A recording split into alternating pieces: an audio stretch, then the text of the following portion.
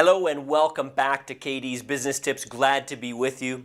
And in this topic for tips, we're giving you tips on partnerships.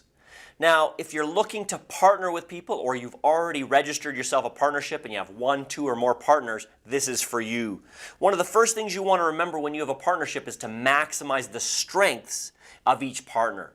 Every person has strengths and weaknesses, so figure out for each partner what their strengths are, what they bring to the table, and maximize each person's strengths so you can feed off each other, because many people working together is always more successful than one person working together if they're working in their strengths. Secondly is pool the resources of the partners, whether that's assets, whether that's any kind of resources they might bring to the table.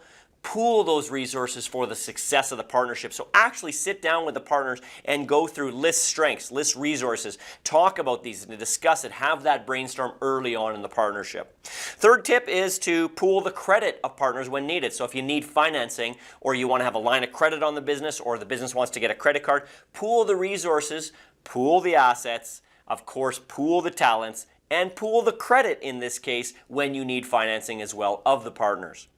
And the last one is, this is very important, probably the most important tip I think from a liability perspective, is to make sure that you have a partnership agreement.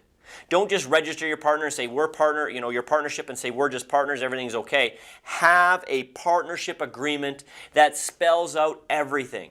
Okay? There are templates you can get, but we of course advise legal counsel on this. But either way, have an agreement so you spell out all the details, because if something happens and something goes sideways, you want to have an agreement in place and not having to be going to court or arbitration or anything like that. So always have an agreement, a partnership agreement in place when you have a partnership.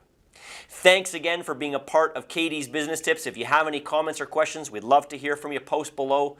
We'll see you in the next video.